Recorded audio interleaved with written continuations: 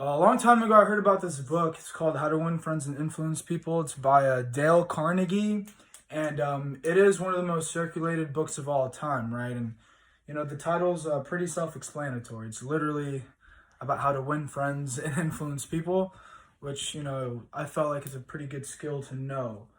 To be quite honest, this is my honest opinion of it. Like, I'll give you a book review and I'll tell you like specifically some principles in the book, my opinion, but my overarching general opinion, this is probably the most useful book I think has ever been written. I'm not exaggerating. I feel like this book should be like taught in like schools. It literally teaches you like life lessons that I think everyone should know, and I feel like for some reason most people don't know, right? Most people suck, and that's part of the book. It tells you most people suck, so be patient with people. Anyway, so let me see. So there are three parts to the book, right? The first part of the book is about how to handle people. The second part of the book is about how to like make people like you. Obviously very important, right? And the third part of the book is how to win people to your way of thinking, right? So, for example, if you grew up in like a really strict Middle Eastern household like I did, or if your parents were like Asian, like my homie over here, or if you just had cutthroat ass parents, right? They probably didn't teach you, how to be like empathetic towards other people, right? And that's a big part of the book. It's about how to feel like empathy towards people, how to put yourself in their shoes, right? Like the number one way to make people like you is, for you to see things from their perspective, for you to agree with them, right? If someone could believe that you're on their side on things, on their point of view, they're more likely to like you, right? It's almost like manipulation, but not quite, and I'll get to that in a second. But basically, I feel like as people grow older, right, we become more stressed and whatnot. We start to like lose our sense of morality. We become assholes. Like most people think I'm an asshole. That's part of the reason why I picked up this book. And after after reading this book for a little bit, I started to like really change the way I interact with people. I became, a lot nicer to people. I put myself in their shoes, right? Anyway, so yeah, you kind of go into detail here. So this is one of the quotes in the book that really stands out to me.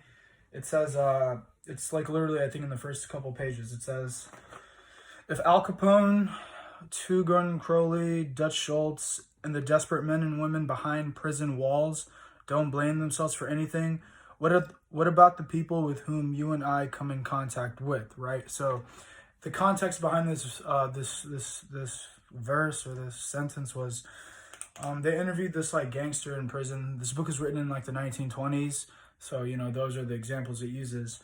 They interviewed this gangster dude, and he was just like, I wouldn't even hurt a fly, right? So the lesson that you're supposed to get from that is basically like when you argue with people on a daily basis, right? Like if you've ever had somebody like do you wrong, or you ever thought somebody else was a bad person, like that person probably doesn't see it that way, right? So that's really useful when dealing with people, is to understand that no matter what the situation is, the other person does not view themselves as being wrong, right? Like think about like in your life, right? Like if you've ever had an argument with somebody, right? And you did something shitty. If somebody pointed out to you, your first instinct is to be defensive, right? I think most people agree with that. That's probably, that is a big way of like learning how to deal with people, is understanding that about themselves, right? One of the first lessons in the book is don't criticize, condemn, or complain. For example, like if you criticize somebody, those of us who've been criticized before, the first instinct somebody has is to defend themselves, whether it's right or wrong, right? So if you want to get along with somebody, you literally never, ever, ever, ever should criticize them, ever. And a lot of people that kind of like, they read this book, they put it to good use. It gives countless examples, Cornelius Vanderbilt, Ford, the Carnegie family, basically every entrepreneur, many presidents back from the time, right? A lot of the successful people in society kind of had this system in their heads where they always like had positive reinforcement. They were always nice to people. They didn't complain, criticize, or condemn people. And that's a big part of the book. Now, another really big lesson is to give honest and sincere appreciation to people, right? Because when you hold on. Yeah, cool. When you give honest, sincere appreciation, that makes people like you, right? Like, how many times have you guys, like, for example, you're hanging out with somebody, right? Or you're talking to somebody, getting to know somebody, whatever the case may be, and that person complimented you for whatever reason. Like, maybe they said, okay, you're intelligent, or you're athletic, or you're good looking, whatever the case may be. You're more likely, to like that person, and next time you're around that person, you're more likely to try to, like, show off that quality that they noticed about you, right? Like, I know, and some people have called me smart before. Next time I saw that person, I kind of, like, overemphasize that quality about myself, trying to, like, show that off, because they kind of, like, made me feel good about that quality. And obviously you could use these techniques to manipulate people, but that's not the point of the book, right? The point of the book is to become genuinely interested in other people. Like, this book is not about how to manipulate your way to the top. It's more about how to, like, actually like people, how to make people like you. This quote in the book is mentioned time and time again, right? It says, "Be hearty in your appreciation and lavish in your praise." I'll say it again because literally it says this in every chapter. It says, "Be hearty in your appreciation and lavish in your praise."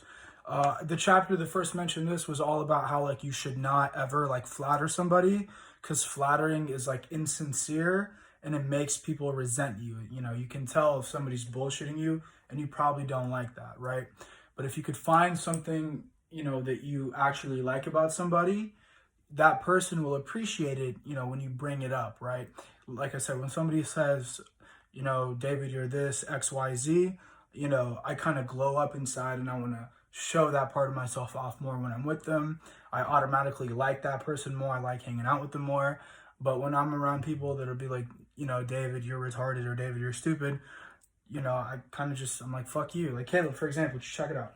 Like, when we're arguing, you'll be like, "David, you're stupid." I won't be like, "You know what, you're right." I'll just be like, "Well, fuck you, dude. I'm smarter than you." Like, you know what I mean?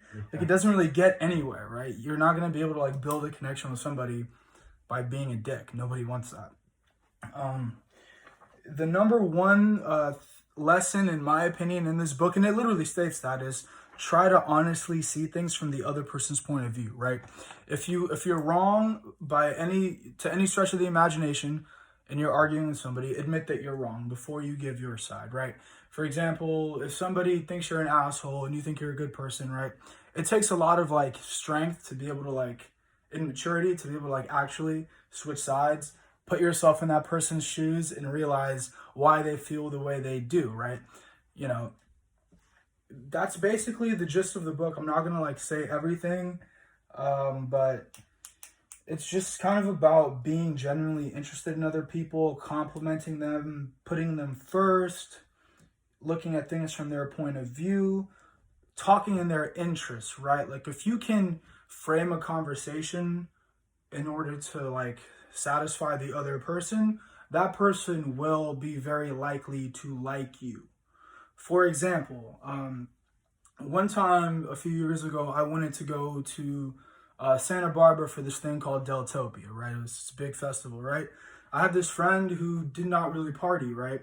So I kind of, like, hyped up the event to interest him. I was like, okay, yeah, it's going to be this and that and this, that, and the third. So that person, even though they didn't party, I was kind of, like, explaining why they would like it. I wasn't there, like, because, the dude isn't really interested in getting laid like that. So I wasn't sitting there like, "Bro, if we go, we're going to get laid." I was just like, "Dude, the weather's nice. We get to go on a trip," all that kind of stuff. So you frame the conversation from their point of view, why they would want to do something. And that's, like, a principle in the book that you can, use in whatever situation. Most of the book is about, like, business and whatnot, like how to get ahead in the business world, how to make more money, how to treat your employees, or how to have a relationship with your coworkers or boss. However, I've heard people say the book is, like, for sociopaths or psychopaths, whatever. And basically, if you're a piece of shit human being, I guess you can use the lessons in this book for evil instead of good. although it stresses you not to. But for example, Marilyn Manson, I believe, read this book before he started his cult. So, like, if you're a piece of shit human being, sure, you could use this book to your advantage, but you shouldn't. The book is all about how to, like, see things from someone else's point of view, how to be a better person. A lot of the things we forget as we get older, right? Like when you're in like fucking kindergarten or whatever, right? Like, they teach you how to make friends with people, how to like clean up stuff together, how to like create a sense of community. This book kind of like brings you back to that point of view. And also, one last thing I'd like to say is like, it's a self-help book, and a lot of people use self-help books just to like freaking like pursue their own agendas, their own hedonistic agendas, right? So when I was telling my friend about this one time, he was like, dude, it sounds like a good way to get friend zoned, because, he was just like trying to figure out how he could use this information to get girls. So I looked at him and I was just like, yeah, that's the point of the book. It's not about how to get girls. It's about, it's about how to make friends with people. So yeah, that's my first video.